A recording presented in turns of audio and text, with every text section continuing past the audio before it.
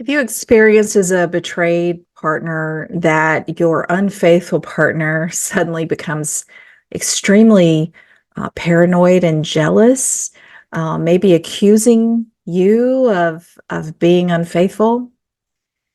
Hey there, I'm Monica Humple. I'm a master certified coach, and I help betrayed partners like myself. I've been through what you're going through, get through a fair recovery, especially if they're choosing to stay with their unfaithful partner. I invite you to take advantage of free resources down in the description and schedule a free consultation if you would like to meet with me.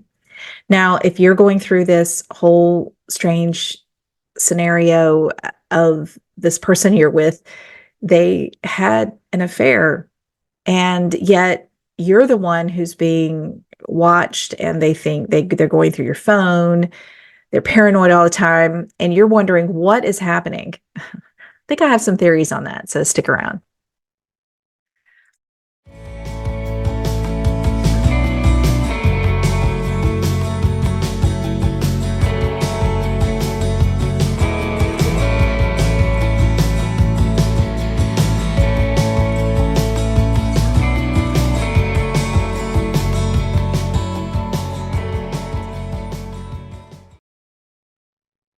And before I go into why I think this may be happening and what you can do about it, let me say that this is one of those things that it could be circumstantial.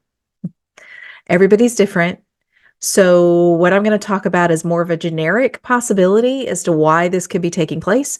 But of course, your relationship could be very unique, and the person you are in a relationship with may be very unique and may have a lot of, I don't know, could have childhood traumas, could have some other more mental health issues, things like that, that could be contributing to why they're responding this way. But I do believe there could be maybe a psychology behind this and maybe a reason. One of those reasons I think could be that they tend to they know what they did, and perhaps they know how, I want to say, maybe easy it was for them to do it. Maybe they got away with it for a while, and they realized how many people in this world do this. And if they were, for instance, having an affair with someone who was also in a relationship, then they recognize how this happens on both ends, male, female, it doesn't matter. So they could come back and try to heal the relationship with you, the betrayed partner, and start to realize, oh my gosh, what if they did this to me? And they're seeing how much pain their betrayed partner's in, and they're like, oh, I don't want to go through that. I mean, there could be a lot of things going on through their mind. I think one of the big fears they may have is that their partner may have a revenge affair. Okay. They may think, well, you did it, so I'm going to go do it. And so they become hyper vigilant. They are scared. Um, they might go through your phone. They might want to know where you're going. If you're a female watching this and you're the betrayed partner, they might question why you're getting so dressed up. Why are you wearing all that makeup? Why are you getting your hair done? Who are you going to see? Why are you doing that? Um, and that could be, again, based in fear that their betrayed partner might want to get revenge in some way, shape, or form. Another reason why I think that could happen is that they themselves have lost trust in themselves, and fear has ratcheted up to a place because they feel horrible about what they did. And so they've become an anxiety-ridden mess, in other words. And so everything is frightening them. They almost lost their family, maybe. Maybe they almost lost their job. I mean, a lot of things, that all because of their choice to be unfaithful, things are falling apart around them. So they're grasping for control, and controlling their betrayed partner might be just one more thing that they're doing, right? And then finally, maybe they're projecting. Sometimes when something's going on inside of us, or we're feeling guilty or bad about something we've done, We tend to project that energy onto another person. It's a deflection mechanism. It's a manipulation in some ways, but they were unfaithful, and so they may be projecting how they're feeling and what they went through on their betrayed partner. Again, none of it, I want to be clear, these are just reasons why it could be happening. It doesn't make it right. Does not make it right. So if you're experiencing this and your unfaithful partner is becoming very suspicious of you or jealous or questioning you, wanting to look through your phone, wanting to all this kind of stuff, my recommendation to you, first of all, is I would encourage you to start out patient with them. As you are going through your own hell with affair recovery, both emotionally and mentally and physically, I would say, they too are going through things. And they, especially if they lack a lot of emotional intelligence, or again, if they've got stuff in their past, or they're not seeing a counselor, things like that, they may not know what to do with all of these feelings. So try to start out with a little bit of patience and don't take it personally. However, I think it's really, really important. And I'm speaking to, if you are a betrayed partner and your unfaithful partner is doing this to you, you need boundaries. You need to have such strong boundaries that tell you these things.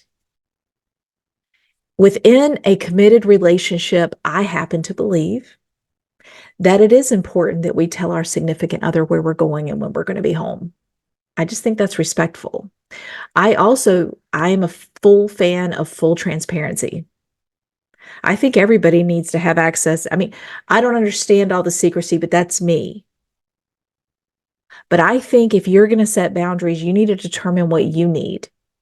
And if your significant other is going through your phone, logging into your social media accounts, I'll give you an example. I had someone in one of my Facebook groups get kicked. She messaged me out of the blue and said, for some reason, I'm not in the group anymore. What happened? And I messaged her back and said, well, this says you left the group. Well, apparently her husband logged into her Facebook account and removed her from our group.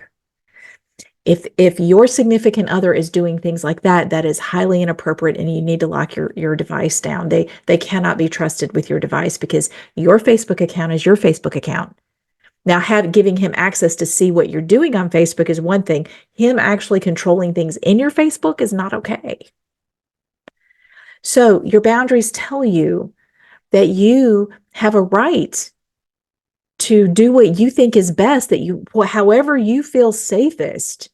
You have a right to say, hey, I'm not comfortable with you logging into my social media accounts. I am not comfortable with you doing that. I don't mind you seeing my phone, but I am not comfortable with you accessing my accounts. That's not okay, especially making changes within said account. Or maybe you make a boundary that says, I don't mind you doing this, but we need to sit together. If they're feeling unsafe and you want to help them feel safe, you're welcome to do that. Either way, this is your boundary. You need to make sure what you're comfortable with, and you need to set that boundary. Okay. Likewise, if you are going to go somewhere and you want to take a shower and do your hair, I'm speaking to the ladies. Well, I guess I'm speaking to the fellas too, but you want to put makeup on, you want to put hair up or whatever, that's none of his business.